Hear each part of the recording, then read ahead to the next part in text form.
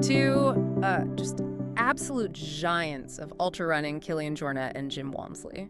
They're rarely actually seen together, right? But picture them, like, sharing a couch, giving us their deepest insights into this sport they basically redefined. These guys are legends. We're talking about people who haven't just, won the world's toughest races, UTMB, Western States, the big ones. Right, the huge ones. But they've really fundamentally shaped what ultra running is today. You're going to hear about how their backgrounds are just wildly different, and their training ideas, their mental game, and how all that somehow comes together on the world stage to make them, well, them. It's pretty compelling how these two really distinct paths led them to the same, peak. It really is. And it shows, I think, that there's no single way to become elite in this sport. It really highlights the adaptability you need. Not just physically, right? No, exactly. Adaptability and finding and really mastering new environments, different types of challenges, if you want to compete at that absolute highest level. They are so different. Kilian Jornet.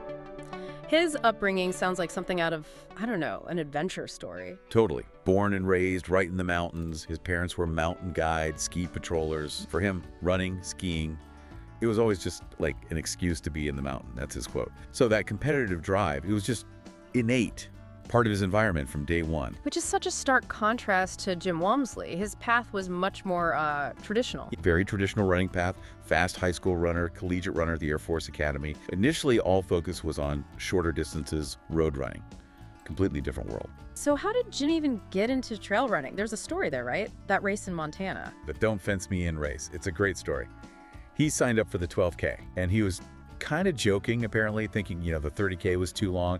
He figured all the fast guys, like from track, would do the short race. Right, the speedsters stick together. Exactly. So he runs the 12K, mostly alone, and then finds out afterwards that all the fun, all the competition was actually happening in the 30K. And that was it. That was the spark. He realized, okay, this is where the spirit of it is. These longer, tougher trail races. That's fascinating. So both end up drawn to the mountains, but Jim had to actively, seek that immersion later on. Right. He made a huge move, went to France a couple of years back, Arish specifically. To really soak it all in. To completely immerse himself.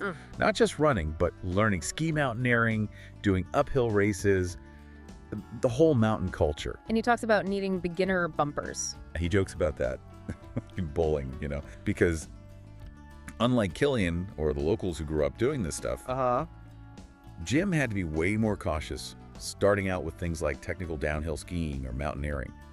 He says it's fun, a good challenge, but he absolutely has to respect his own boundaries. His experience just isn't the same. That adaptability, though, and that sort of humility, even for an elite guy like him. It says a lot about his dedication, doesn't it? Really committing to understanding the whole mountain sports picture. Okay, so that brings us to the big races, the pinnacles. Both Kilian and Jim agree, right? Western States and UTMB are the top two. They call them the two most competitive ultras globally. That's where you find the highest density of elite talent year after year. They really are the main stages. Western States, especially in the US, is seen as the pinnacle, right? Lots of media, sponsor focus. Definitely.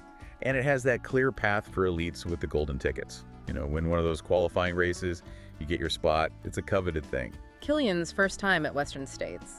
Legendary for mistakes, apparently. What was the deal with the river crossings? Oh, it's a classic. Even for Kilian, he basically assumed, okay, lots of river crossings. I don't need to carry much water between aid stations.